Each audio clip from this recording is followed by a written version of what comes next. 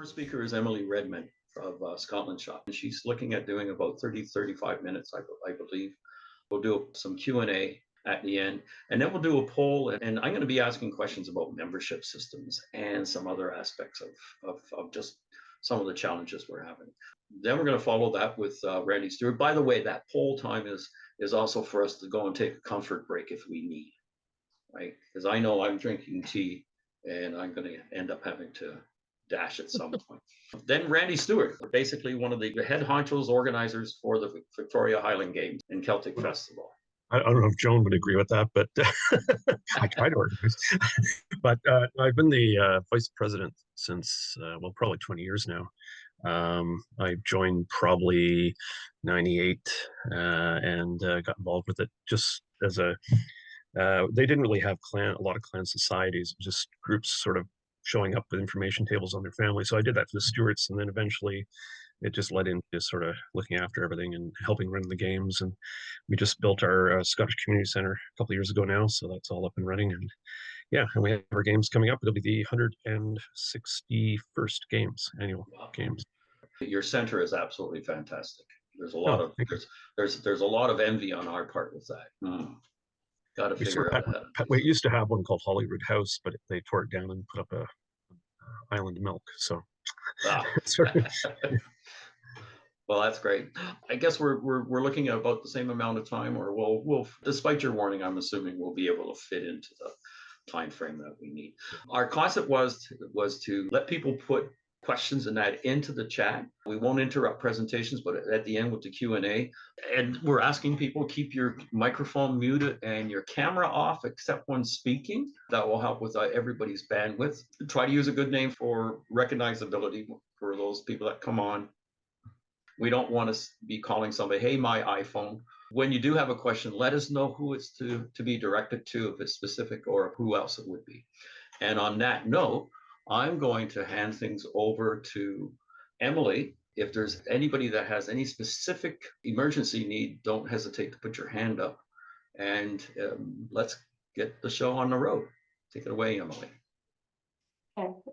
Well, yeah, if you didn't hear that, I was just saying thank you for asking me to speak today, Bill. And as Bill said, I'm currently here in Scotland, but we'll be back in Canada later this summer. And I think many of you in my 3.5 months in Canada over the summer, and then I was back out for St Andrew's Day. So becoming partly Canadian in my travels. Anyway, so today we're going to look at the tartans and colours of Culloden. So I'll just crack on and get started. So have you ever wondered how many tartans are linked to the Battle of Culloden? Well, today I'm going to attempt to answer just this. The battle altered Scotland's history so significantly, it's difficult to comprehend what modern-day Scotland would be like if the outcome had gone the other way. I spent a lot of time in the last few weeks pondering what we'd be wearing. Truly, we'll never know the answer, but it's quite incredible to think just how different things may have been. I'm by no means a historian, but I do find the history surrounding Scottish tartans fascinating. In my third year of university, I was able to take part in a 4-month student exchange to India, focusing on traditional Indian craft techniques. And seeing how highly they regarded their precious skills in textiles, it really opened my eyes to just how special the Scottish textile industry is. And from that point, I took a much greater interest in learning all I could about tartan in my final year. Skip forward 12 years, and I'm delighted to not only be in a position to share and celebrate the stories of Scotland's clans and tartans, but to also work with people to design their very own tartans too. Much of what we would now consider to be our clan and district tartans came after Culloden, but tartan dates back a whole lot further. Technically, the earliest woven checks are said to date back to around 3000 BC, and were found in what would now be Western China. But of course, it's Scotland that we're interested in. In 1933, during an archaeological dig in Falkirk, a pot containing Roman coins and 2 scraps of two-toned woolen fabrics was unearthed. The coins dated between 83 BC and 230 AD, so it was considered safe to assume that the cloth was from the 3rd century when Falkirk was under Roman occupation.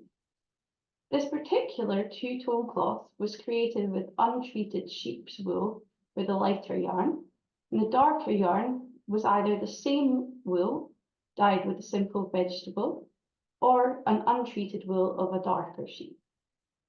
The design is now known by many names, including Falkirk tartan, Border tartan, Northumberland tartan, Border drab, and even shepherd's plaid. Now it's a distinct black and white check, but historically the light squares were the yellowish colour of untreated wool, the dark squares ranging anything from a dark grey, blue, green or brown, which at a distance blended together, making the fabric an ideal camouflage for hunting. From the 16th century onwards, there are numerous references to striped or checkered plaids, which began to emerge with the tribes using plant dyes available locally to them to create new patterns. At that time, it was only possible to dye small amounts of yarn at the same time, meaning each batch of yarn would have different shades. And a good way to make use of these different shades was to create a check, because otherwise you would have a really uneven colour shade in a plain cloth. So almost to disguise that, that's why they created these checked cloths. Possibly the biggest news story in the tartan world within the last year or so has been regarding the Glenafric tartan. And the Glenafric tartan was discovered in a peat bog in the Scottish Highlands in the 1980s. After radiocarbon testing on the fabric took place a year or so ago, the Scottish Tartans Authority were able to determine that it dates back to between 1500 and 1600, which means it was made during the rule of the Stewart monarchs, including Mary Queen of Scots and her father James V. This makes it the oldest known piece of true tartan found in Scotland. But what about the Falkirk tartan I just mentioned? Well, because that's a simpler checked pattern with only undyed yarns, and there's too small a fragment of cloth to go through the same radiocarbon testing, all we can say is that Glenafric is much closer to what we'd now consider to be a tartan. And it's been recreated and is now available for purchase. So the colours will look a little bit different, but with all the testing that they did, this is how they believe the colours would have originally looked, but obviously have faded over time.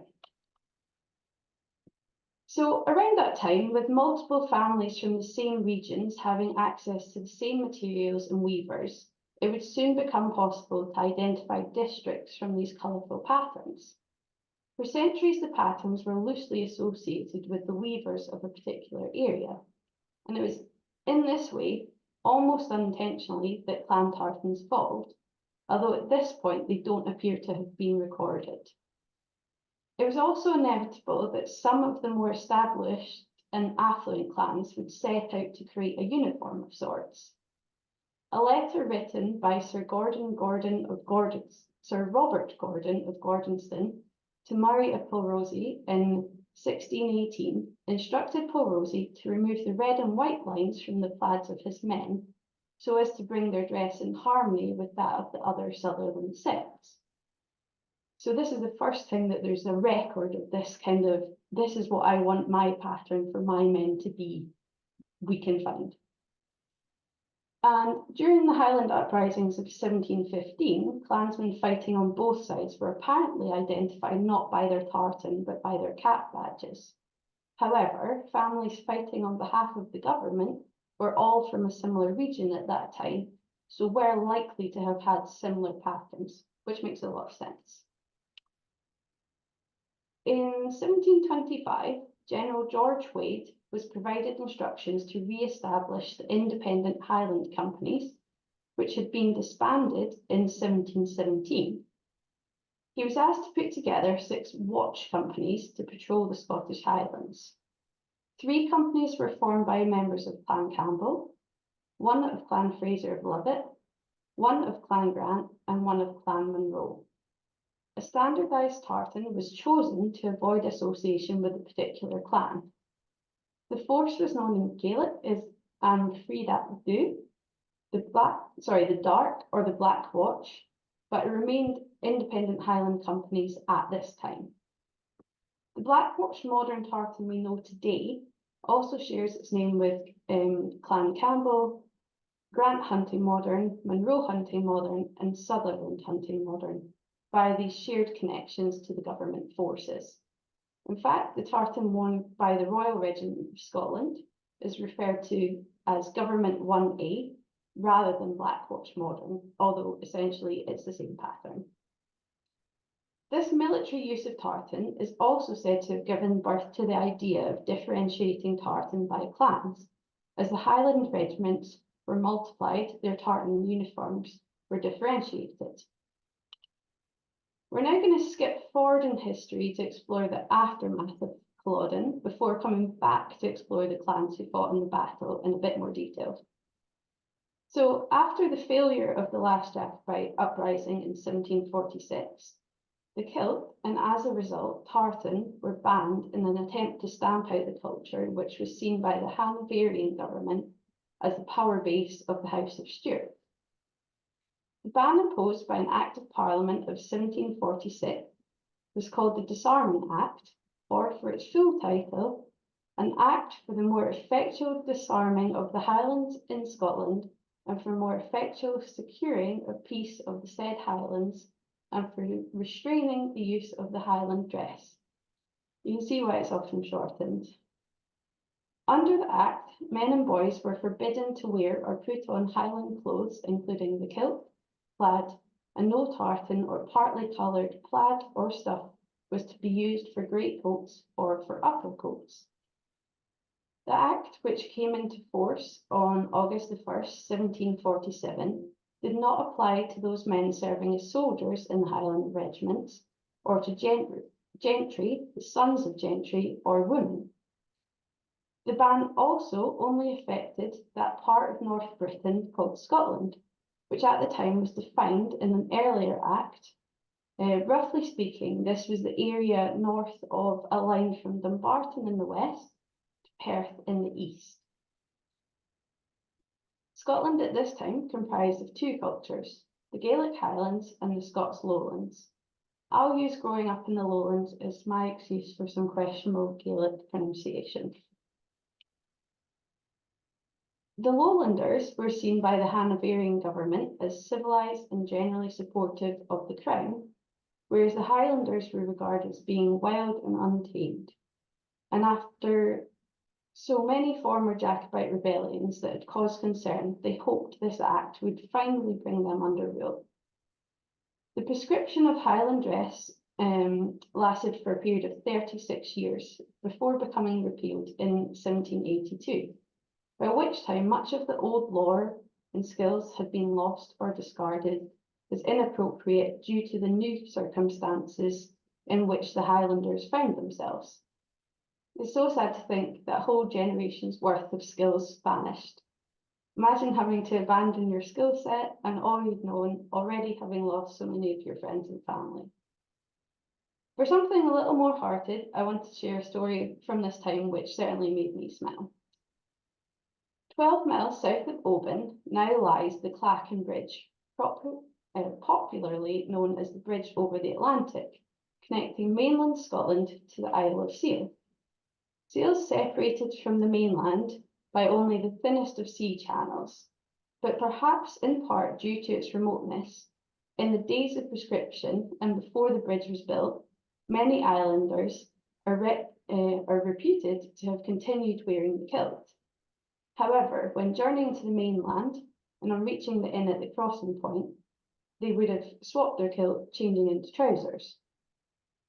But on the return journey, when setting foot on the island, islanders once more donned the kilt at the inn known as the Tag and Trush, or the House of Trousers, and this was their own act of defiance.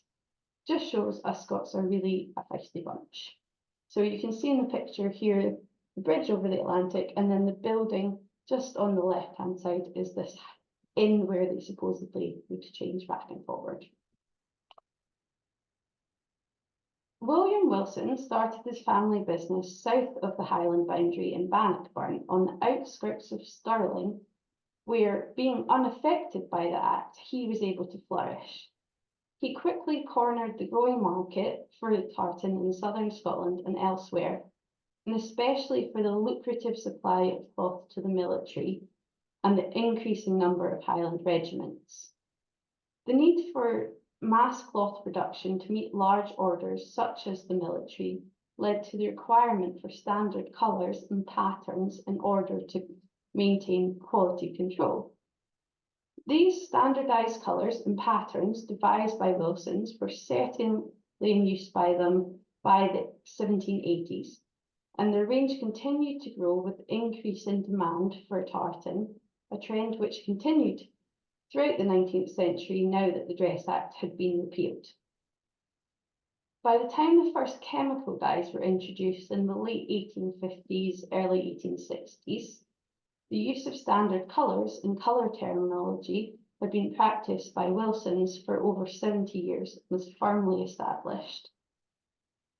Wilson started to name some of their patterns after towns and districts in the later half of the 18th century.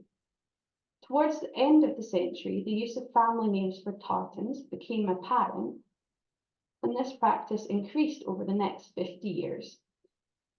By 1819, they compiled their in-house reference manual, known as the 1819 Key Pattern Book. This is a photo of that. Wilson corresponded with his agents in the Highlands to get information and samples of cloth from the clan districts to enable him to reproduce perfectly genuine patterns, and recorded over 200 sets by 1822. At this time, sets were simply numbered rather than being associated with a specific clan, so I hear. But then in 1822, the author Sir Walter Scott was asked to oversee the state visit of King George IV to Scotland. This was a hugely momentous occasion, with it being the first visit of a reigning monarch to Scotland in nearly 200 years. And Scott was keen to create a spectacular event. He saw this as a chance for ancient Scotland to be reborn and for George to be presented as the new Jacobite king. His thinking being that by bloodline, George was as much a Stewart as brawny Prince Charles had been. The king ordered himself a full Highland outfit, including gold chains and assorted weaponry, in what we would now know as the Royal Stewart tartan. All in all, this cost would be equivalent to over £100,000 today, so not far off 200,000 Canadian dollars. The red coloured dyes were the most expensive, which is why royalty and upper classes chose to wear red-based tartans to show off their wealth. Many of the Highland chiefs were concerned about the correct etiquette and procedure for the visit, so Scott produced a booklet outlining sorry, I'll just skip the wrong way. As I was saying, many of the Highland chiefs were concerned about the correct etiquette and procedure for the visit, so Scott produced a booklet outlining all of the events, as well as the dress code. For the Highland Ball, the king stated that unless in uniform, no gentleman is to be allowed to appear in anything but the ancient Highland costume. And as a result, many of the lowland gentlemen went on a desperate search to find their Highland ancestry, no matter how tenuous, in order to select an appropriate tartan and kilt for the event. This can be seen as the pivotal event where what had been thought of as the primitive dress of mountain thieves became the national dress of the whole of Scotland. Then in 1842, John and Charles Sobesky Stewart published Vesterium Scotium, which included colour illustrations said to be based on the original and authentic designs for the clan tartans of Scottish families. Sadly, this was widely declared as forgery at the time. There doesn't appear to be much evidence to back their claims. However, most of the designs featured in this volume continue to be accepted as official clan tartans. The reason I mention all of this is essentially to explain that the tartans that clans wore during Culloden and what we would now refer to as your clan tartan could be quite different, and it's actually really difficult to confirm how similar or not they might be. In the same way that tartans have evolved, the kilt too has evolved, and our modern day kilts are quite different to the traditional white kilt. So, back to Culloden itself. I managed to find the order of march for both armies, so I thought we should take a look at the clans this included. Please note this is not to say there weren't many more individual clan members fighting as part of the regiments and companies listed, but let's take a better look. So approximately 5,400 men fought on the side of the Jacobites, led by Prince Charles Stewart Edward. And here's the breakdown of the first line. So you can see the left wing had 900 men, and this is how that was made up. Then we've got the centre, and again, the clans that then formed this. And finally, the right wing within the first line, and all of the clans linked to that. So you'll notice some of the names here have, for example, the Clan Cameron Regiment, but it's recorded that many members of Clan McPhee and Macmillan also fought within that. So wherever you see the brackets, these are other clans said to have fought within the main clan regiment listed. So quite the variety here. And then again in the second and third lines, you'll see even more.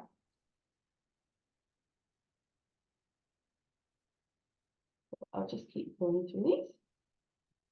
And some of them, immediately from reading the names, you wouldn't have noticed a link to the clan, but apparently these are the clans that fought as part of these regiments too. So I thought we'd have a look to look at what would now be considered the clans tartans associated with these clan names. Was it what they would have worn at Culloden? As I said earlier, it's really difficult to tell, but what I would say is many of the colours that we would now have would have been less vibrant, as at that time would have been back before those chemical dyes were introduced, and would be more reminiscent of what we would now think of as the ancient or weathered tartan variations that we've come to know. In terms of pattern, I still like to hope that the work of Wilson's helped preserve many of the patterns that had been in existence, and even if the Stewart brothers were a little less reputable, their book remains an important artefact in the story of tartan. And as of 1842, there's been a record to add to, and ultimately without that, would we have ever had the modern day Scottish Register of Tartans? I don't know.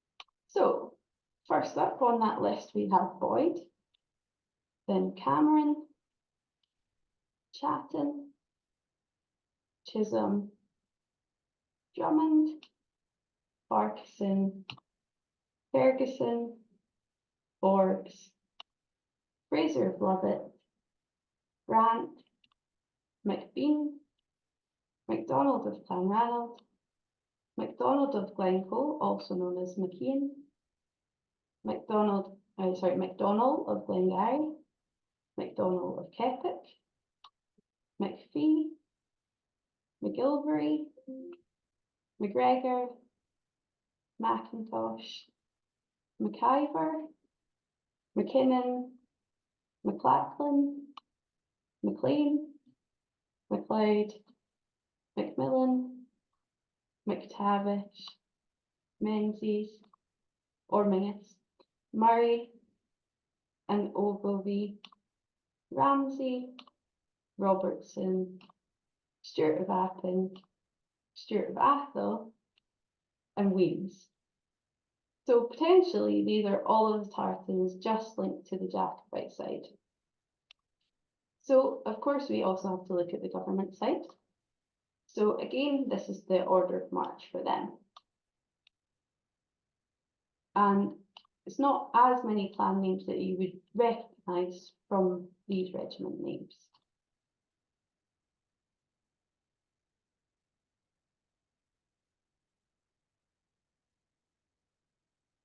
There we go. But some notes. So 12 battalions of foot, which were mostly English, and 3 regiments of horse and a company of artillery, which were mostly English but possibly also included German Hanoverians. There was 3 battalions of Lowland Scots foot soldiers, 1 battalion, and a militia had largely been raised from Clan Campbell Highlanders. Professional battalion of Highland Scots from Clan Munro, who had been fighting for the British in France. And other Highland clans that fought on the side of the government at Culloden included Clan Sutherland, Mackay, Ross, Gunn, Grant, and of course there were others. Most of these clans fought in a regiment under the name of an English officer, so as I mentioned in the last sheet, those names been immediately apparent, although they were a large part of that. So Tartans linked to the clans that fought on the government side. There's Campbell, Grant. So what I haven't included is the Grant hunting, because as I say, Campbell and Grant hunting, Munro hunting, all essentially are now the same, but these are the other variations. So then you've got Gunn, Mackay, Munro, Ross, Sutherland, all there. And there are 2 more Tartans I'd like to finish by exploring. The first is the Jacobite Tartan, and there are a number of surviving exhibits of Tartans dating back to the mid-18th century during the height of the Jacobite rebellions, many of which could have been connected to the Jacobites, but of these, only 2 have been named Jacobite. We're going to focus on the Tartans simply named Jacobite, but there is another Jacobite Old Tartan I should mention. The first reference to the Jacobite Tartan was in a Smith's Brothers 1850 publication where they note, whenever members have been engaged in conspiracies, whether for the purpose of obtaining their own rights or invading the rights of others, secret words, signs and emblems whereby they could recognise each other have been adopted. And previous to the rising of 1715, the tartan pattern here was worn as one of the emblems of the Jacobites. We had it from a lady of rank who has still in her possession a silk scarf of it, which was manufactured in 1712 for a lady who was a most zealous Jacobite and whose eldest son followed Prince Charlie in 1715. The uniform tradition which has accompanied this scarf has always represented it as the Jacobite tartan. But with that said, Peter MacDonald, who is the historian for the Scottish Tartan Authority, who's researched the tartan and written a whole paper on it, points out an error within that text. Prince Charles, his full name, Prince Charles Edward Louis John Casimir Silvestro Severino Maria Stewart, was born in 1720 and is best known for his involvement in the 1745 rising, but with his father, James Francis Edward Stewart, who led the 1715 rising. The lady of rank said to have owned the scarf also goes unnamed, so it's almost impossible to verify their claim. The tartan is also noted in Clan's Original, a collection of commercial woven samples from 1880, and it's been forever woven commercially ever since. And it again featured in the Highland Society of London's collection from 1906 to 34 with a slightly adjusted shade. So if I skip back, it's more of a yellow, and then it moves to almost a light brown orange within this example. The story of the Jacobite tartan being a secret symbol, whether it's true or not, made a logical choice for the famous Scottish patriot Windywood to adopt it as a symbolic badge. And I think it's forever more been linked with this Scottish rebellion. And finally, I couldn't leave without discussing the Culloden tartan, which is well known to many, not only because of the vivid colouring, but also because of the story surrounding its origin, which associates it with the battle. It's among the oldest surviving designs known, and one of a small number of surviving tartans that date to this period within the last Jacobite rising. The design was first recorded in W. Stewart's Old and Rare Scottish Tartans in 1893. Then in 2017, Peter MacDonald saw a coat on display in Kelvin Grove Museum in Glasgow. The coat had been identified by the National Museum of Scotland as a fine example of an 18th century tartan jacket some year before, but no one until Peter saw it had recognised the tartan. The colours and proportions of the tartan seen in the coat differ from the tartan recorded, but they are recognisably linked, and the colours shown within the jacket are much more subtle. It's not known where the cloth was dyed or woven, but given the time period, this certainly predates the introduction of chemical dyes and the possibility of the much more vibrant colours that by 1893, when it was recorded in the book, would have been possible. The quality and workmanship of the coat suggests that it dates from the period of 1745 and belonged to someone of rank that might have been anyone from a chief or a prominent clansman to a wealthy Jacobite supporter.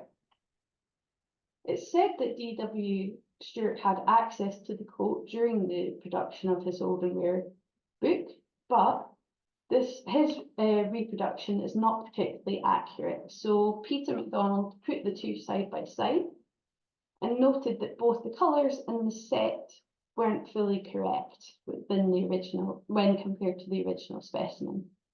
And as I mentioned earlier, this is not the only example of these such errors, which has led to the doubt surrounding the legitimacy of the Stewart's work.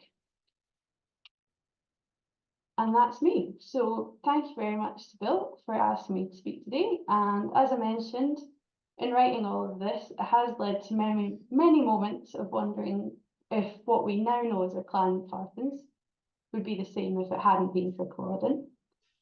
So if anyone has questions or wants to connect, then afterwards, then feel free to get in touch. And again, I look forward to meeting and seeing many of you again at Glengarry, Montreal and Fergus this summer. Well, thank you very much, Emily. That was, boy, that's a lot to digest. Very fantastic. And yes, definitely good points about the how it changes in terms of one, when we look at something that is so many years old, what were the real colors? That would be hard. So unless somebody was actually going to go through and determine what the real dyes were that were used and try to reconstruct them and all of those things, we might never know what those real colors were. Yeah, exactly. So yeah. Well, I don't know if we'll ever know. Peter MacDonald, I have to say, has done a lot of papers and work. So he's probably the best person in the know, but I still don't think you and he'll be able to ever answer those questions. I'm not seeing any questions in the chat. And on that note, then, what I'm going to do is thank you again, Emily. And what I will do, if people don't mind, then, is I will move to presenting the poll. Give us a little bit of a bit of time to do this. I'm going to rely on my my excellent timekeeper wife sitting behind me to let me know when this seems to be long enough for people to complete the poll. And we'll take it from there. I do have a question from Andy McClellan. Can we get a text of the talk? Actually, what I'll do is the same thing as with the symposium. We're going to present the presentation, the video, and everything. And I also include the chat at the side, so the actual transcript will scroll as people are talking. If you have access to the symposium, look at some of the videos. You can see an example of what we'll do. It'll take me about 3 or 4 days to do that, or a week. But you will get the transcript. You will see the text that's there, which comes in very handy, especially given some of the communication suite issues.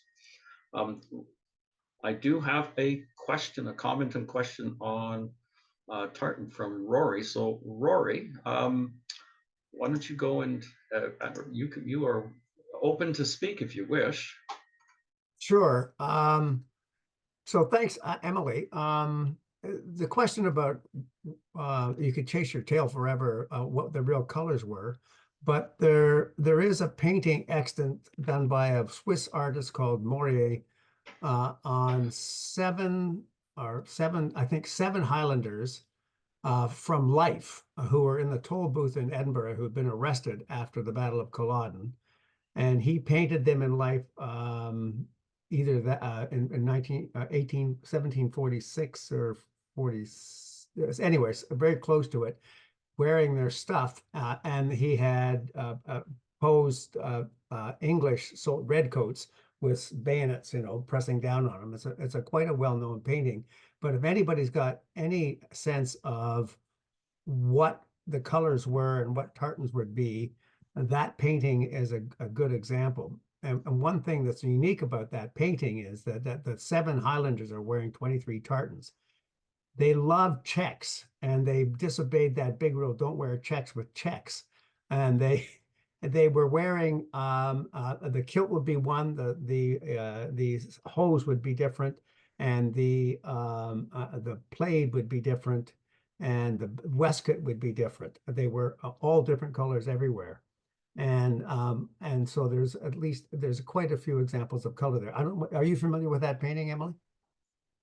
I probably have seen it at some point, but I'll need to refresh it in my mind. Yeah. So, but yeah, that's the thing. There are obviously records of this, but they're patchy, and given some of the, like say, dispute over these records that were created, then who knows? But Okay, Bill, I'll tell you what to do. I'll find that in the next 10 minutes or so, and I'll send it to you, and then you can publish it as you see fit.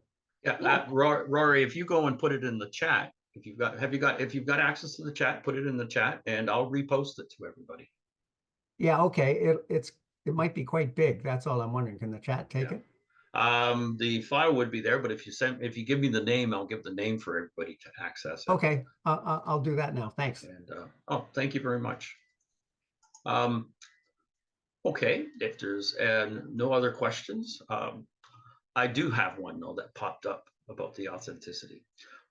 It's the Ian paintings, and of which are, there's lots of discussion about how authentic and that they are. But the question is how authentic would those tartans be that he had used in the paintings? Oh, again, it's difficult to say, because with reference to the Culloden tartan, again, apparently that coat that we looked at was then used in a painting, but then the tartan shown in that painting is supposedly different again.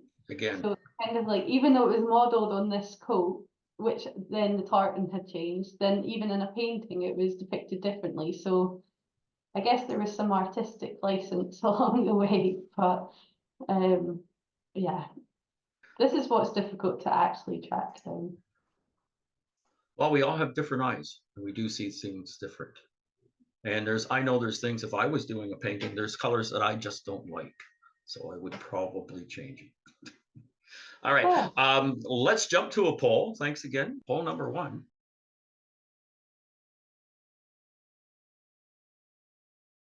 I just wanted to share some of my, I guess, Jacobite artifacts that I have collected over the years. I have probably one of the most extensive collections in North America. I thought when I originally talked to Doug that talking about Culloden, I'd introduce some of the artifacts I have from that period and the people from that period, and tell some stories that related to that, to sort of maybe put people give people a better idea of what was going on at the time, that kind of thing. And I've been many years ago, I found a silver trophy in the middle of a women's underwear in the Salvation Army, and that sort of got me collecting. It was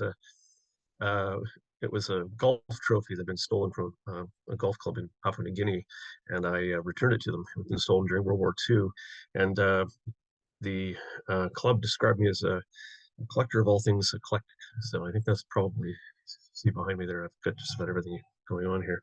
So I wanted to start with the, I guess, where things sort of started. I have a book here from 1685, and it's I just wanted to show an illustration that's in the book. It's a history of Scotland. It's in Latin. It's a little hard to see, but it sort of, I just wanted to, this is Mary Queen of Scots and who became James IV of Scotland. And it was through Mary that we had this connection with England and the crowns, which I'm going to talk about in a minute. But it this is what basically started the whole Jacobite problem in the future, is that the two crowns became united, and then the two countries, the United Kingdom. So with me here, I wanted to share with you next this document. I have a friend who is a rare paper dealer, and he's not Scottish, and he sees most Scottish things as completely boring. So I was out playing darts with him one night, and he said, "Oh, I've got a book I think you should probably have, because you're Stewart, and Scottish, you literally said Scottish junk you like." And he said, "I'll just give it to you." So when I was dropping him off, he handed me, in the pouring rain, this little booklet. And yeah, I said, "Keep it, sell it, I don't care what you do with it." And I got home and I opened it up, and I just about had a heart attack, because it was the Act of Union of the Crowns of England and Scotland, printed in Edinburgh in 1611. The actual act had been passed in 1607, but it was printed, rebound, but you can see it there. This is the actual act. I don't know if you can make my screen a little bigger, or I can. There we go. Anybody see that? So this was printed in 1611. It was probably printed on the same printing press as the King James Bible was later. Well, I think about the same year, actually. Yes, we can see that. Yeah, Yep, we can see it. Notice I'm not wearing gloves. I'm using my hands. I talked to my friend about that, and he said that he's been dealing with this stuff for years. And he said the old paper is extremely hardy, and basically, unless you've been eating pizza, you're not going to do anything to it. It doesn't pick up much at all. So he told me I'd be crazy if I did. So, but he's wondering why I'm not.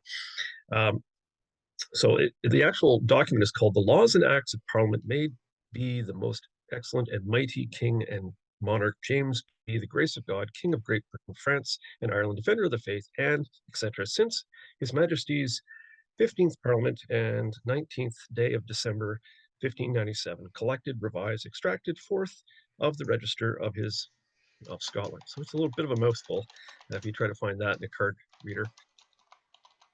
It was printed by Thomas Finlayson, King's Majesty's License, first edition. It was the only printing, so there's very few of these around. I'm blocking the mic. Okay. Yeah, this book is a compilation of acts passed during the 16th through 20th Parliaments under King James the Sixth of Scotland, now James I of Great Britain, between 1600 and 1609. This was the only contemporary printing of this legislation. What is very important about this book is the fact that it has the act of the Union of the Crowns of England and Scotland. So that, of course, led to the Jacobite problem in the future. James left Scotland in 1603 and became James I of England, of Scotland and Ireland. It also includes an act restricting single combat, which I found fascinating. Also in the volume, but not shown in some of the bits I have, is that it was an act to deal with Scottish gypsies, was also in there, firearms, adultery, fishing, and religious observations. So there's quite a few different things there, including the protection of trees and broom, which here in Victoria, we try to get rid of the broom because the Scots settlers brought it, and it's everywhere. So, and again, it was published in the same year as the King James Bible. So that, once King James came to power, he united the the kingdoms, as far as the monarchy was to be the same from that point on in 1607. And then, excuse me, 100 years later, we had Queen Anne, who really threw wrench in the works by uniting the countries themselves and creating the United Kingdom. And I have a copy of that document as well. This is the third volume printing during Queen Anne's reign, and it has in here. I have to speak. It lays out all the stipulations for the Act of Union. So that is a very contentious topic with many people, especially in Scotland today and outside of Scotland. And of course, when that happened, that caused some of the earlier risings to erupt. But I just wanted to go back to Culloden and show you a couple items related to that. My voice suddenly. I have a document here that I find very fascinating because it was actually written in 1745, just a couple months before the actual rising. And you can see it here.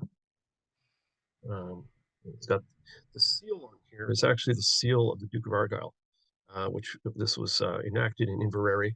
It made one John Glass Stewart a burgher of the town of Inverary. And John was actually the illegitimate son of the chief of Appin at the time. And what's interesting too is that on here, it's signed by another council member, Lachlan Campbell. And they probably were good friends, probably knew each other, or worked together anyway on the council. And when the rising occurred, unfortunately, Lachlan was, unfortunately, what happened was that Lachlan was killed at the Battle of Prestonpans, and John Glass was killed at the Battle of Culloden. So within a year, they were both gone, basically. So I found that document quite interesting. Find it. We talked the rising and the whole Jacobite wars. I mean, it was basically a civil war. Is what was happening, and a lot of people associate the Jacobite war or the rising with just Scotland, but we have to remember that there were a lot of English Jacobites and there were a lot of Welsh Jacobites and a lot of Irish Jacobites, and a lot of them suffered as well for their support of the Stuarts. In the 1715 rising, the 1715, a lot of English Jacobites and Welsh Jacobites did come out, but when things fell apart, a lot of them suffered horribly. So when the 1745 rising occurred, a lot of especially English Jacobites, were afraid to come out and participate until they saw which way the wind was blowing, because they had not had a good time in the earlier rising. So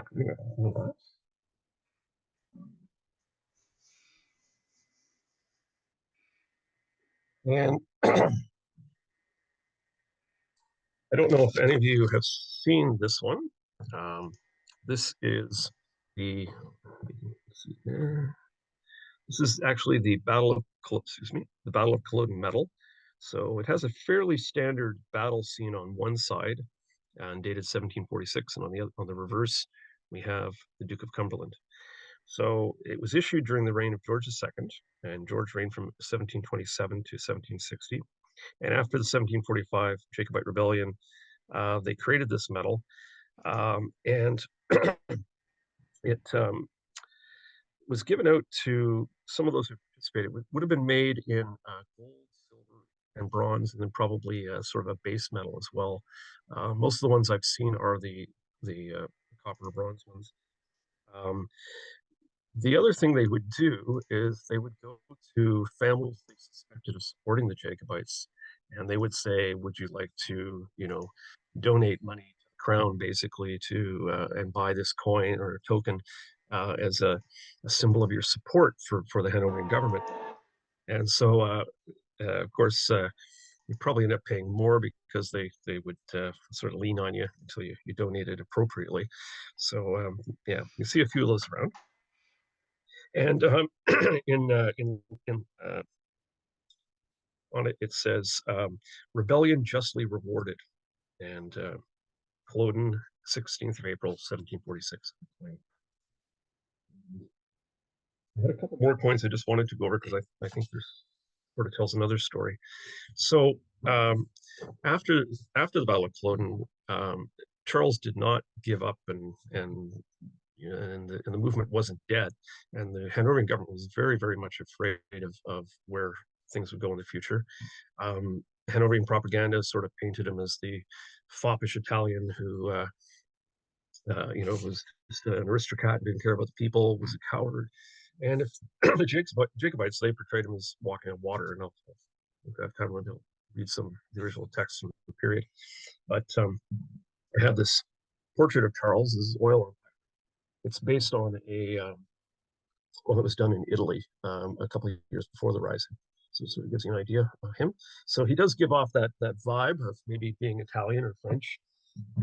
And there's been a lot of criticism of the way he carried himself. But if you read some of the original documents in the period and some of what people who are with him daily thought of him, it doesn't come out quite that way.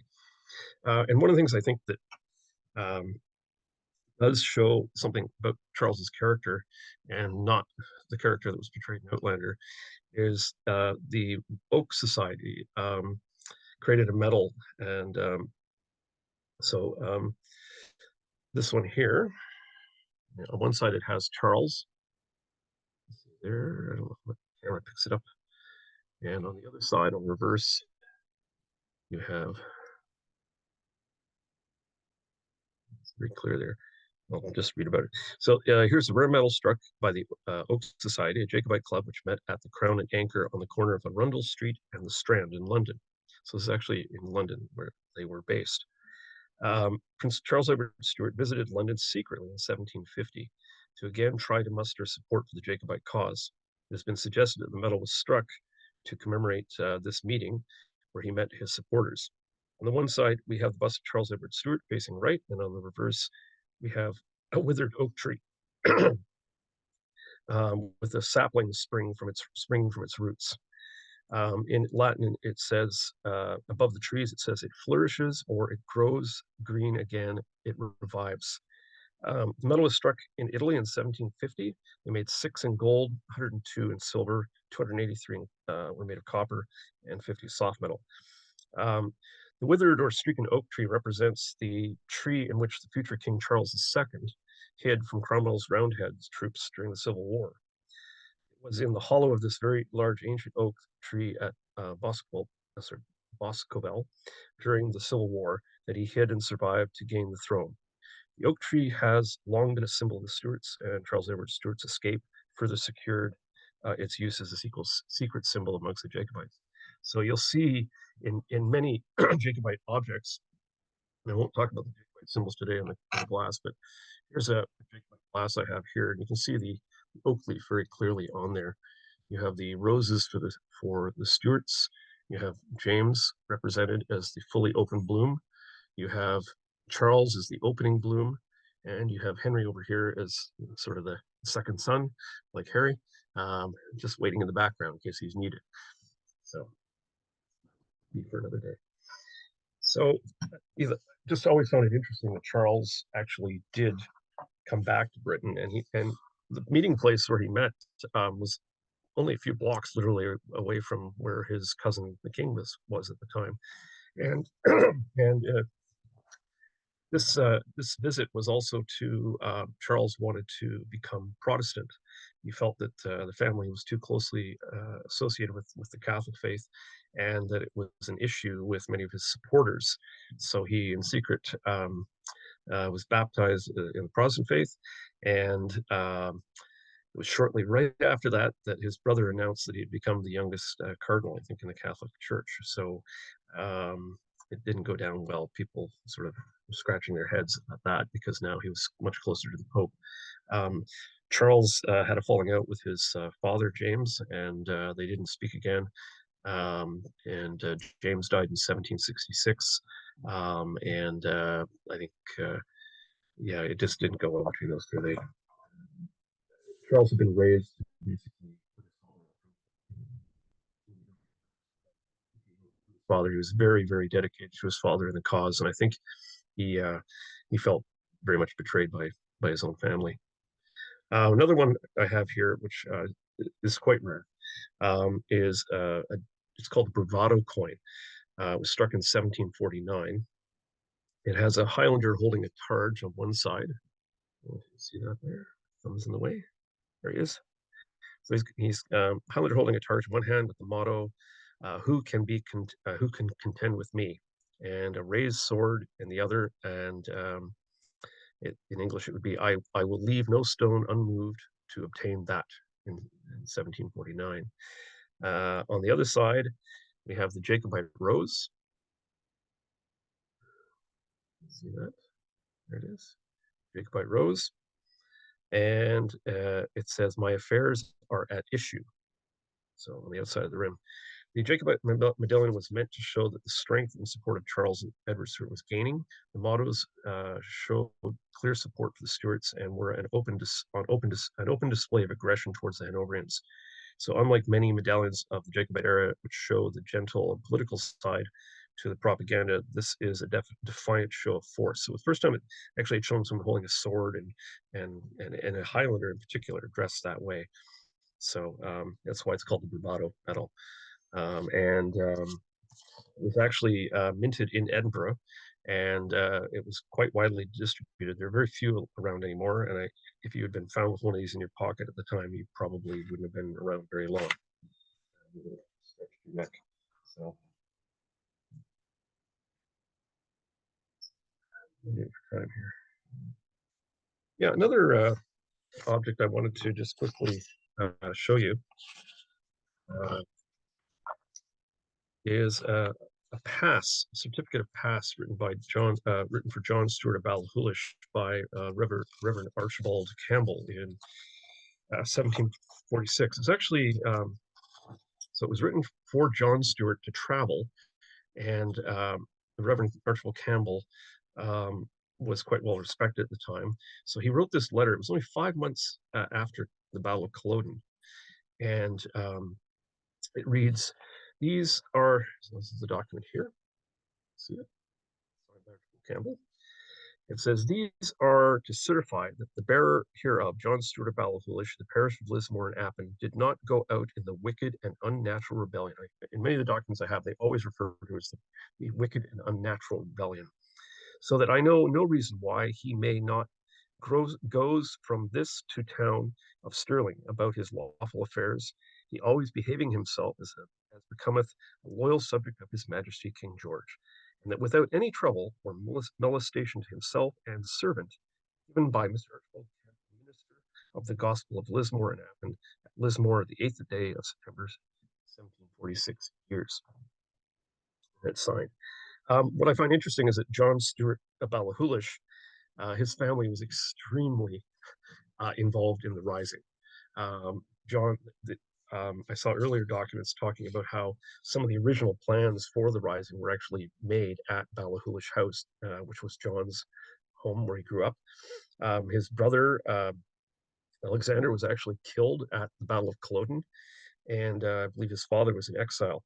So I always wonder, who was the servant that he was traveling with? I wonder, Alan Breck was, if you know the story of Kidnapped and the Appin, Alan Breck was roaming about the hills at that time and looking for some way to perhaps pass on information. And so it's just an interesting piece of history. I just thought I'd share that with you. I wanted to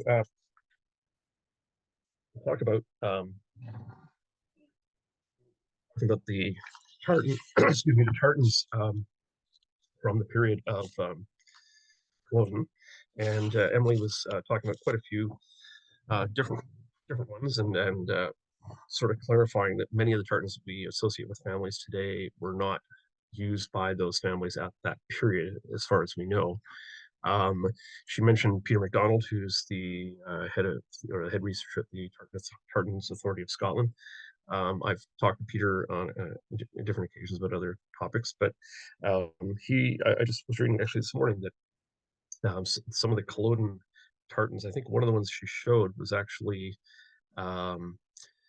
introduced at the time by I think it's John Stewart, who was writing books on in Scottish history at the time, and Peter was calling into question exactly the authenticity of it as far as where it had come from, that it was in too good a shape and too large to have actually been found on the ground at Culloden or that sort of thing. So there's I'll defer to Peter on that if you want to get him another day to talk about that kind of thing. He's just quite the expert. But I met Peter because a few years back I acquired a piece of tartan from the town of Culloden. I'll just read a bit about it here. It's called the Moy Hall Plaid, and it is original to well, prior to 1745. It was woven, but it showed up at that time. So on the 16th of February this year, we had the 270th anniversary of the Rout of Moy, which was an engagement near the end of the Rising of 1745 and 46. It was probably one of the smallest battles that was ever fought in the Rising, but probably one of the most important. I have two items in my collection with connection to this event. One is a book plate, which belonged to, at one time, General John Campbell, 4th Earl of Luton. And he was a Scottish nobleman, an army officer. His military career has had its ups and downs, or had its ups and downs. He rose to the rank of general, but he had a lot of critics, and I'll talk about that. My interest in him stems from his part in the Rout of Moy. Moy is just south of Inverness. It was the seat of the Mackintosh family. And during the Jacobite Rising of 1745, Loudon raised a regiment of infantry that fought on the side of the Hanoverian government. Loudon set out in February 1746 with his regiment and several independent companies in an attempt to capture the young Charles Edward Stewart. Prince Charles had reached the town of Moy, where he and a few of his men were entertained at Moy Hall, the seat of the chief of Clan Mackintosh. Now, the chief at the time of Clan Mackintosh was actually an officer in the government forces. Like many men in the Highlands, he had gone into the military as a career. They had taken oaths, and at that time they took their oaths very seriously. They were very religious, and even though the Rising occurred and they had Jacobite sympathies, they had made promises and they would not break those. So they would do the honorable thing and do their duty. In the meantime, his wife, Anne Mackintosh, she rode through the area raising troops for Charles. And so at the time, in February of 1746, most of her men, able-bodied men, were off with the prince's army. The prince had only arrived with about 8 retainers at Moy Hall, and he, I guess he thought he was safe enough, but Loudon had gotten word that he was there. And the story is that when Loudon hit about 1,500 troops, they marched south to Moy to try and capture him, but they stopped in a small town before that, and for the night. And one of the barmaids overheard some of the Hanoverian officers discussing their plans, and she ran all the way to Moy Hall to warn Lady Mackintosh. Lady Mackintosh didn't have many men around. She got the blacksmith and a few of the older men in the village, and they told Charles what was going on. He basically just got up and left as quick as possible. He left a couple men behind. And in the morning, when Loudon and his troops came down the valley towards Moy Hall, it was quite misty that morning. So the Lady Anne and the men that she had with her, they fired off muskets, banged their charges, and they yelled out war cries of various families. The Hanoverian troops, the advanced scouts, thought that it was an ambush. They had actually been led into an ambush, and that Charles's army was actually there. And they began to retreat. Some shots fired, and there was only one casualty, and that was a MacLeod piper, McCrimmon, very famous piper, who was with Lord Loudon. And apparently his death sent ripple through the piping community on both sides of the war, because he was very well respected. So Colonel Anne, she Charles wanted to thank her for what she had done, and so he returned to Moy Hall and gave her his plaid that he had worn over his shoulder during part of the Rising. And I have, according to Peter, one of the largest pieces of private collections.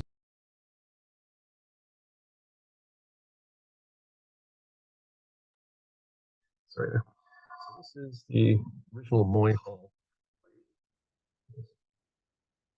That helps. I don't know if you can see it there.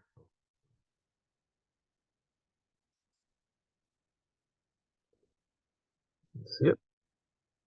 So the colors are still quite strong. It's been in this book since about 1824 or so. And um, there were other copies of the tartan made in 1821 and I think in 1885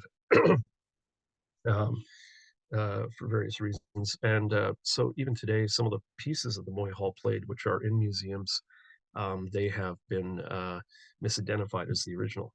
The original was kept by one of the future Lady Macintoshes, and she cut it up and made it into a bed covering, and eventually that most of that was thrown out. So the only pieces that survive are basically scraps. And when I found this piece, I noticed right away. It told me what it was. It said a bit of the plaid worn by Prince Charles Edward. So I had at our Highland Games here in Victoria many years ago, Fergus McDowell of Clan McDowell, is chief of Clan McDowell, and he had a small piece, the size of a postage stamp, that his ancestor had been given, and he had shown it to me. And when I saw this piece, I immediately realized it was most likely the same piece. So I did a whole bunch of research on it. I sent off photos of it to Peter McDonald and asked him if he knew anything about it. And Peter wrote me back, and he's quite surprised because he actually was writing a paper on the Moy Hall Plaid when he received my email, and he had never seen such a big piece. And so he examined it and basically authenticated it. And I'd sent him maybe 10 different other pieces that I knew of, and about half of them he hadn't even, or didn't know they existed. And one was actually a few blocks away from him, he said, in another collection. So I think eventually we hope to have it rewoven and issued again. It should be quite beautiful when it's all done. Anyway, so Lady Macintosh, to just continue a little bit with that story, she about 2 weeks after the incident with Charles, her husband was actually captured by the Jacobites and brought before Charles. And Charles basically said that he would release the chief of Macintosh into the care of the hardest jail warden in Scotland, his wife. And so, on the condition that he swore that he would never bear arms against Charles or his family again. So, the chief of Clan Macintosh returned to Moy Hall, and the story is that when he came in, Lady Macintosh bowed before him and said, "Captain Macintosh, I am your servant." And apparently her husband became a little flustered and told her to stand up, and he bowed to her and he said, "Colonel Anne, I am your servant." And so from that point on, apparently her nickname was Colonel Anne. She was quite the lady. But if you see a painting of her, you probably want to visit her. Quite stunning. And Bill, how am I doing for time? Okay, or? Yeah, you're at actually doing pretty good. It's 4:20, so, and I'm not seeing anybody. I'm not seeing the flight from participants, and nobody's complaining in the in the chat at this point. We did have a thing in the chat I'll mention though. Joan McCauley said that one of her coolest experiences was when you invited her and Doug back into your inner sanctum to see many of your treasures. And I'll point out that we did see some of them last year at the games. You do have some that you can see. So a plug for plans to register and attend the Victoria Games, please. Yeah. You'll get to see great stuff. Yeah, I'll just show you this quickly. This is Lord Loudoun's personal what do you call it, seals inside one of his books I have from 1732. This is before he became an earl, so we can sort of date it to pre-1732. He was quite the interesting character. George Washington described him. George Washington had this to say about Lord Loudoun. He said, "On the whole, I wondered much how such a gentleman came to be entrusted with so important a business as the conduct of a great army." So Loudoun's career sort of went like this. He made lots of mistakes. He lost Fort William Henry during the Revolution.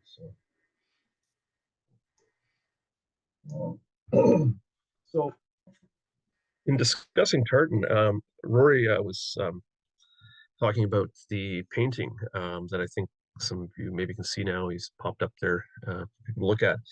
I actually saw the original. It's at Holyrood House, and I was talking to Peter McDonald about that, and I guess there's been a lot of questions about the date at which the painting was painted and under what circumstances. I'd always thought, like Roy, that it had been done right after the Rising with prisoners who had been taken at Culloden. But from research that's been done on it, I think it might have been done closer to 1753 or even later. And I think the takeaway from that, there's two things for me. One is Rory's correct. There was no fashion sense. People just wore multiple tartans.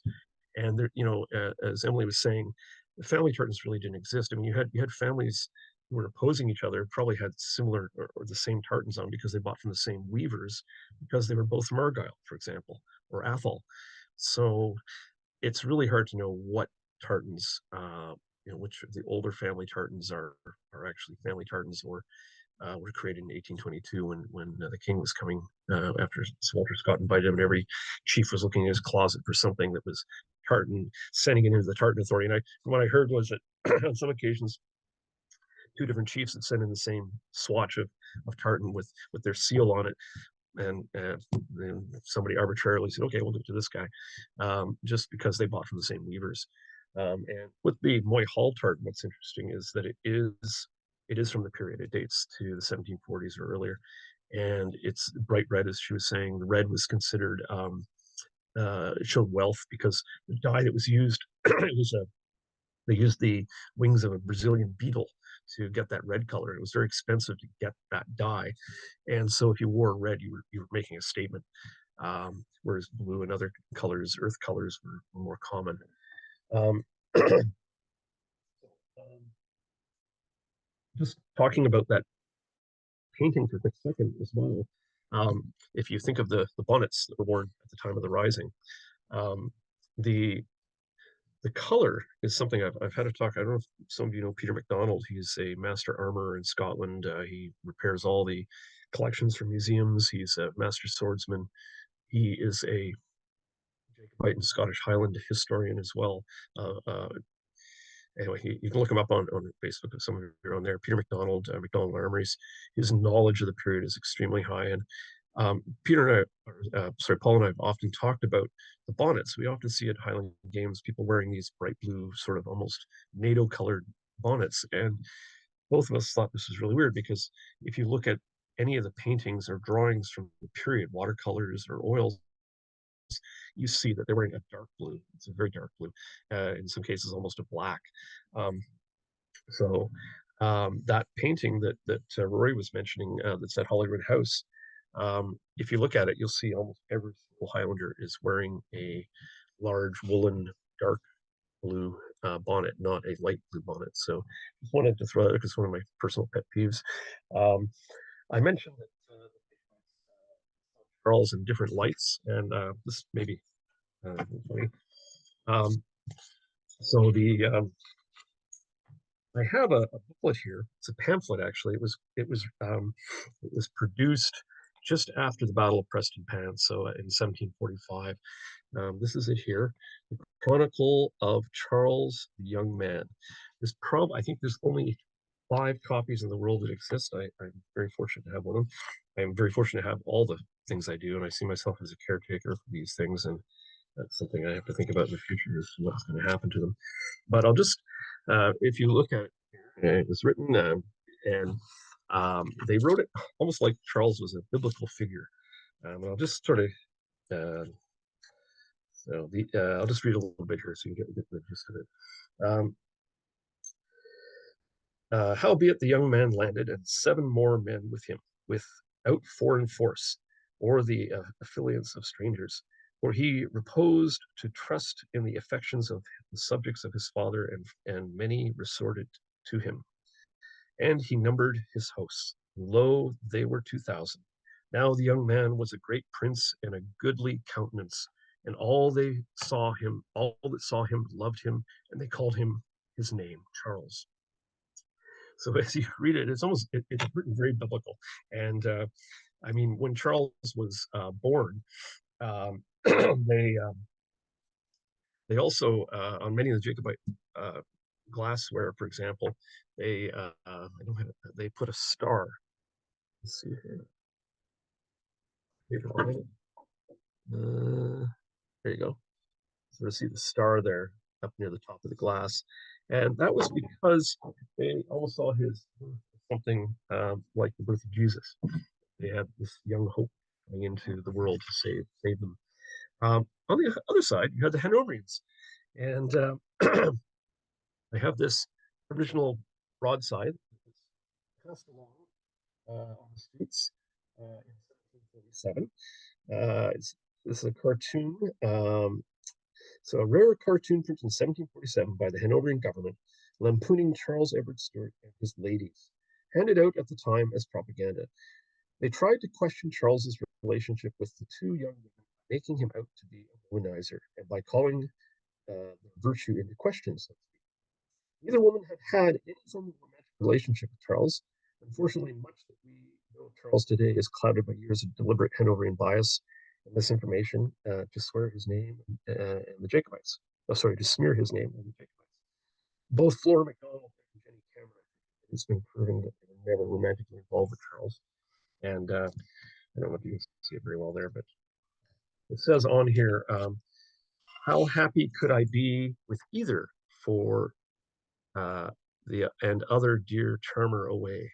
So let's there. So you have Jenny Cameron on one side. So there was a lot of propaganda out there, and unfortunately, over the years, propaganda has sort of taken hold, as you know.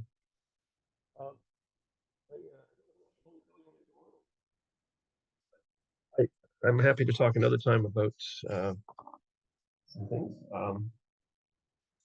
I'm very fortunate. Recently, I acquired some of a collection of letters that were found in Cumbria, in northern England, at an auction, and they were. It's amazing how this stuff turns up. I mean, I often stumble across things, but one of the things I did come across was letters by the Ballachulish family, the Stewarts of Ballachulish, who were a branch of my Appin Stewarts, and I won't go into it all today, but one of the things I did pick up was a list of dead and wounded in the Battle of Culloden and Preston Pans, and it's original to the period, probably written in the 1750s, 1760s by family members keeping track of not only Stewarts killed by name and farm, but also the various families that were supporters of the family. So it listed them killed and wounded, and I'm very fortunate to have that kind of material. But another little object I do have, maybe I'll finish off there, is a beautiful little snuff box or pill box that I acquired. And on it, you can light way. There's Charles Edward Stewart. He's actually wearing a plaid. They're tartan. And on the bottom, you have a beautiful cartouche. It's enamel. And around the rim, and on the side, it has battle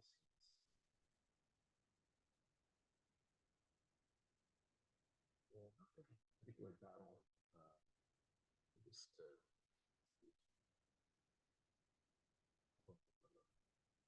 little battered. So yeah.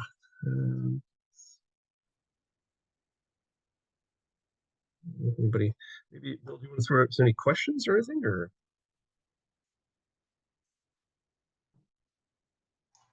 I'm not seeing any questions in the chat yet, but people are invited. I do have a question myself. Sure. Yeah. Yeah. In the way that the medals were showing up, I got a feeling that there's some more significance than just fundraising, but also there's a, hey, if you pull one of these out at a certain time, that lets people know, hey, we're really part of this, or there were other uses for them. Yeah. If you're talking about the Jacobite medals that the Jacobites created, yes, they would definitely show support. I've seen excuse me, we talked about the Moy Hall plate, for example. Charles did hand out pieces of his tartan he wore at the time, and I saw one which was someone had a ring, and on the ring inside was a piece of plate inside, or rings or lockets that opened up and had a secret compartment, or this particular item, it shows Charles right on the front, but I've seen others where that was covered. It was a secondary lid that opened to show that, so they could show others, their support secretly that way through various items we see coming, various artifacts we see coming up. Um, so yeah, I guess the coins too. Yeah, definitely if you were caught with one of those on you, a lot of trouble. So you were taking a risk showing anybody and hoping that they pathetic to your cause. Sorry, I just remembered. Just Emily was mentioning the the Act of Prescription Act, and I have this wonderful tome from the period, and it's beautifully done in leather and has the coat of arms of George on it there. And this is actually the act that was printed. This would have been printed out and given out to various government offices that would need to know the law. So they would print out all the acts of parliament and hand them out to various government officials in different parts of the kingdom, and like customs houses, for example, because it would very clearly lay out what you could and couldn't do with trade, for example, or in this case, clothing. So probably more of the military command would have received these. And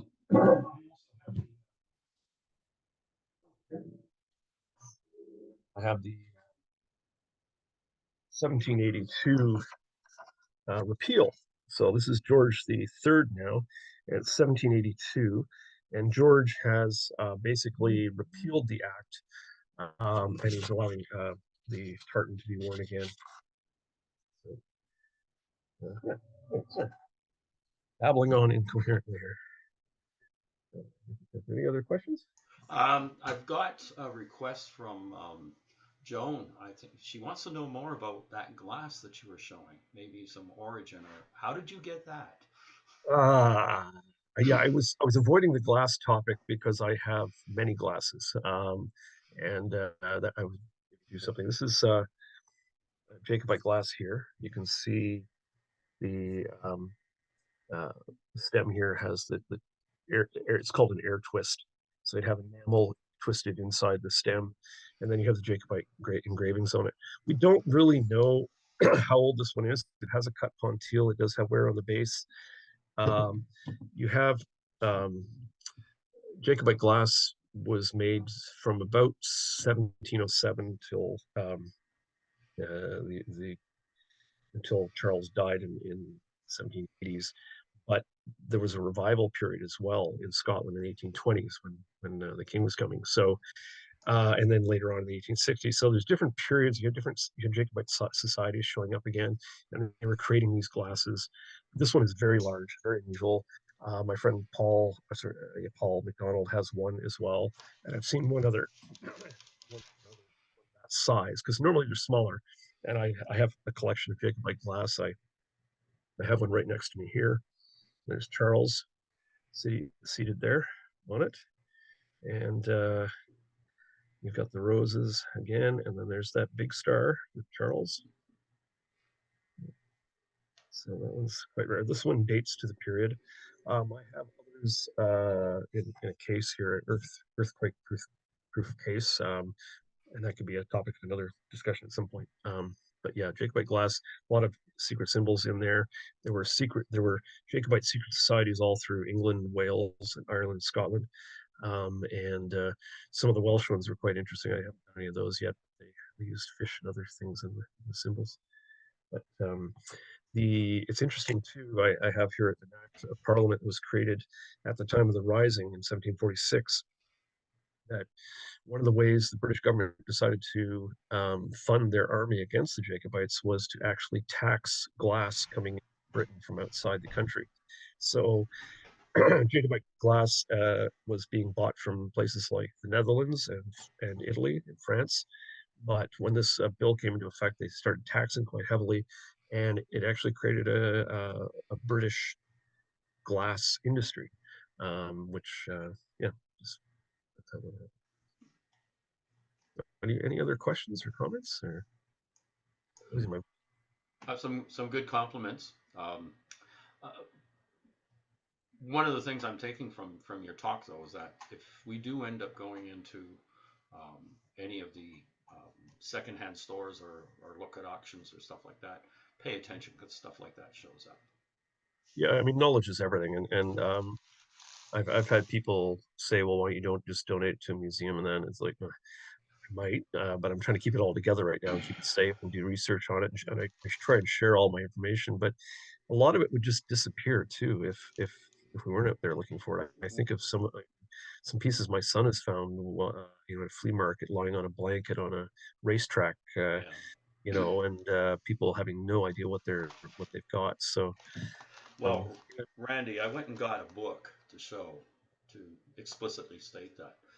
yeah, When I was 12 years old, I moved into a house that was being rented by like the Legion, the Army, Navy, Air Force, to my mom. yeah, And at the back of it was these old buildings that were in terrible shape. And what we found out, what we were told, was that this was in Toronto, the old City of Weston Dock Pound. And of course, we were not supposed to go in there whatsoever. Well, we didn't yeah. pay attention to that. We did grab a few things, and one of the things that I didn't get this, my brother got this. I got the Dr. Chase's recipes and medicines from 1878, but my brother actually got this book, which I'm going to see if we can get it to focus. It's Well, Burns. it's the National Burns. Yeah, It does not have a cover. There's no cover or anything like that on it. But of course, we got a lot of trouble because of what we did. And 2 weeks later, they brought up a big dumpster and a backhoe and yeah, completely scooped everything that was in it into there. So there yeah. was definitely probably other books and other things like that as well. But that was the tragedy of that kind of loss. And I think that's the kind of thing that happens all the time. People just Yeah, I don't know know. what those things are. The other issue, and this is something that we were having a conversation with last year when we were out there with John Duff and John and Barb, and we went and picked up some things from one of his clan associates, and we talked about the fact that there isn't a national museum, and it's hard to have something like that. There is so much that where do you keep it? How do you keep it? How do you keep it accessible? And it's not. I don't really think it's a nut that anybody has really cracked yet. How do you stop that stuff from going on a shelf somewhere and Yeah. becoming inaccessible and then eventually being put into a box and then eventually being put at the curb? It's hard. And, I heard a story through the 78th Highlanders. One of our members was in Edinburgh, and he was just about to leave town. He popped into like a church bazaar in the basement of an old church, and he picked up a book. It was all handwritten, sort of interesting. It was old, so he bought it, and then he discovered that it was a history of the Fraser Highlanders, written by someone in like 1757 with some of the original names in it. It was just in the basement of this church. It could have been thrown out. So Well, I have a couple of things that people have reached out to Cassoc and said, "Hey, do you want this now? Do we really have a use for it?" And there's like a whole bunch of genealogy thing for Clan MacDonald, etc., and some other stuff. I won't go into the details for it, but I've just said yes because I don't want it thrown away, but I don't yeah, necessarily know what to do yet. But I figure, well, hopefully it won't be too much of a burden for somebody else to take care of. But at least it's not been yeah, taken. I have a lot of stuff in the collection. I have a lot of really rare books and pamphlets of the Jacobites. So like the one I showed you, there's only like there's only two copies. I have I have a letter from Charles. I have a letter from James. Um, uh, the letter I have of Charles's, it actually has his crest as king on it. So I have his seal.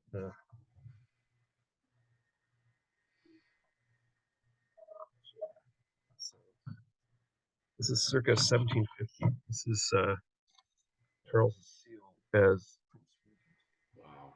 And you can see this outfit. He's actually wearing a curtain in this one with his sash. I'm sorry you can't see it very well. If anybody wants to see some of these things, I'm on Facebook. I look after the Stewart of Appin Facebook site, and I have posted probably just about everything I have on there with notes on what it is and photographs in more detail. So if anybody's interested in joining that site, please go ahead and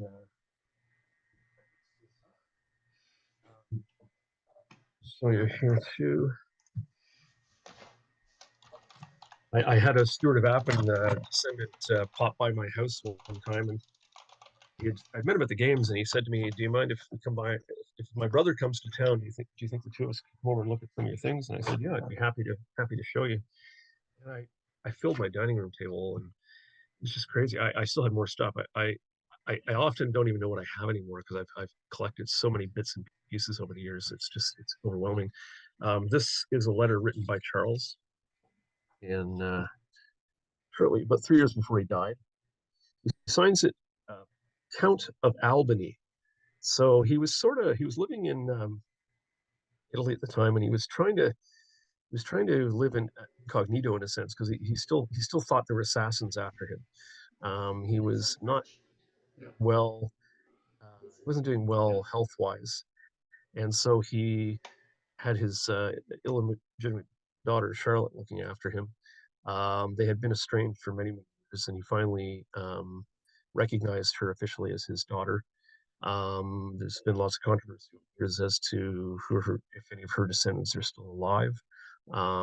Most likely that is the case. We've had someone recently come forward who's been pretty much able to prove it. Um, anyway, he was writing to the Duke of Tuscany, who was extremely powerful at the time. He was one of the richest, most powerful. He's asking for he mentions the favor you owe me. We don't know what that favor is, which is unfortunate. Um, and then on the back here, we have his seal as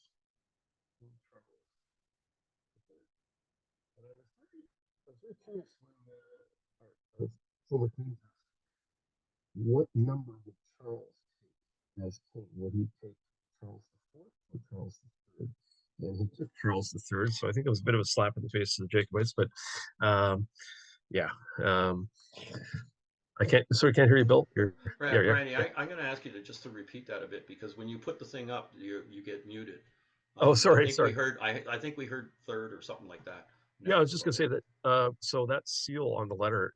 So I showed you the one earlier of him as Prince Regent, and then this one was made for him when he became king under the Jacobite ascension, and so he became Charles III, which of course, when our former queen passed away, her son Charles then was going to become king, and I really was curious, would he, like his grandfather, choose a different name and therefore avoid the controversy of taking Charles III, or would he take Charles IV? It was interesting because George III did recognize the James Charles and his brother Henry, and contributed £30,000 to build a monument for them, a mausoleum in Italy. So they sort of buried the hatchet later in later years. Henry, who became Henry IX, Charles's brother, the Cardinal Duke of York, I think he left most of his family wealth to the royal family in Britain. So I think they sort of came to terms. I don't know. Charles did have a grandson, but he was, interestingly enough, killed in a carriage accident in Scotland.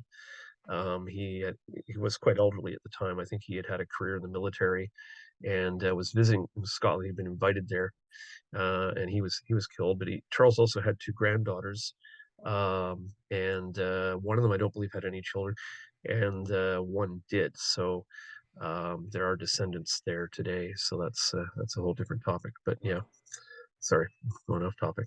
I ramble. Well, no, that's fine. Randy, I'm going to finish just saying that you have like just an incredible wealth of articles for newsletters and so forth. And one of the things I'm going to suggest that you consider is there a way to see if we can tease out somebody that is along the lines of a museum curator or someone that can help with regards to cataloging. Yeah. and making some sense of this. And we did have an ask of, was I suggesting a Scottish Museum Genealogy Center? I know we need something. Um, and in this day and age, probably with our modern technology, there's probably something that we should say that we could do, even if it's just along a virtual line. But it needs that new paradigm shift in terms of thinking to do that, because I'm sure there's lots of other things out there, as you've done, that have been collected, and we should. My cousin has some other interesting items too, which may someday come to me, and Yeah. we'll see. Yeah, they're not really into the history, so. Well, this is just absolutely mind-boggling and fantastic. Very, it's excellent. And as Della says, she's mentioned the Scottish Studies at University of Guelph, and yes, um, maybe that's the kind of work that we should get them doing. All right. On that note, if there's no other questions, we got a request from Rupert Irving. It would be fantastic if you could set up a digital catalog of the collection for viewing online. Yeah, I've been talking to my wife about having a university student maybe go through things and try and get it online and scan everything properly. And I mean, like I say, right now I'm just on Facebook, and I have the Stewart of Appin site and a couple Jacobite sites that I run. I've got the items up there, and I've photographed, just about every page of every book. But it would be good if it was done properly and cataloged. I did go through my safe, which is about 4 inches thick, and catalog what I had in there. And I did make sure that all the glass had a nice home, had to protect from earthquakes. So I'm trying to take care of it as best I can. But yeah, eventually it'll have to find maybe a permanent home somewhere. There's time and energy and cost, which brings me to put a plug for the activity fund that Cassoc sponsors, and there could be something that could work along this line to help support you with that. So let's connect later on with regards to that. Is there any other questions or that from people? Hey, Bill. Yes. When Adam, Jenny, myself, and my daughter went to the University of Guelph last year, they actually had students come in and analyze Jacobite and other Scottish events, which is why I mentioned the Scottish studies. And they actually had a room that the students had put together for the Jacobite studies and their interpretation, and broke it down into different sections within it. So that would, in my opinion, and they do put that all out online as well and whatnot, and catalog the whatever they've got. Yeah, and that highlights one of the issues is people don't know what other people have, and they don't know what they don't know with regards to that. Yeah, so I would honestly, I think they would have been interested in what Randy has. Yeah, Randy, I would honestly sit there and suggest that you reach out to the director of the Scottish Studies,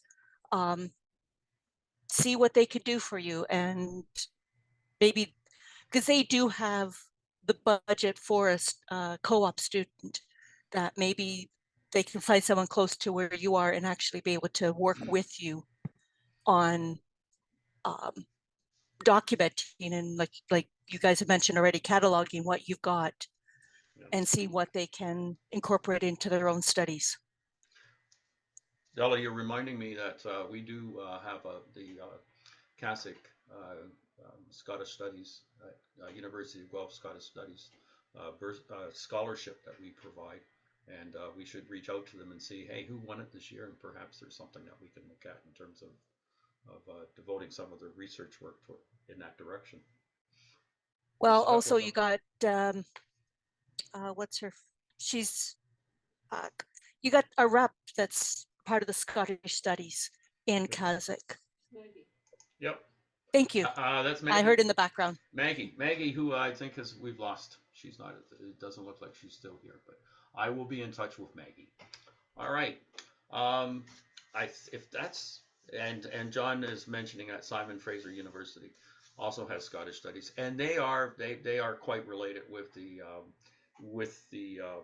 people in Guelph. There's common board members and directors with them. So, but yeah, it's definitely something that we'll pursue with regards to that. because this is just absolutely fantastic. Like some of the things that you've got are just like, oh my goodness, it's great. Yeah. I've, Great. I, I was just go gonna say ahead. I haven't shown you some other things I have. Yeah. Oh, yeah. So we're gonna have to figure out how do we get to a next session on this? All right. On that note, what I'd like to do is invite people to finish up finish up the final poll. And I'm going to apologize immediately in advance that it may take some time. If you can provide us with this information, that'll help us kick off our next session of our symposium uh, for growth and success. This has been absolutely fantastic and wonderful. Again, I want to thank Emily Redman and Randy Stewart, and encourage people, of course, to support them, both ScotlandShop and for the Victoria Highland Games. I will be posting this as a video, and I'll send out that information to everybody, and also just do it as a general email so everybody will find out about it when that is available. And don't hesitate to provide me additional feedback and comments and suggestions, because I'm sure that a lot of people have a lot of ideas at this point about how to continue some of what we've seen with what we're doing here. So I'm going to launch that poll. We will end with that. I will let the meeting go until I think that we're not getting anything else with the poll. I'll do a little summary at the end, but it's a lot that's there. So let's see how we do. Thank you very much again. Looking forward to our next meeting.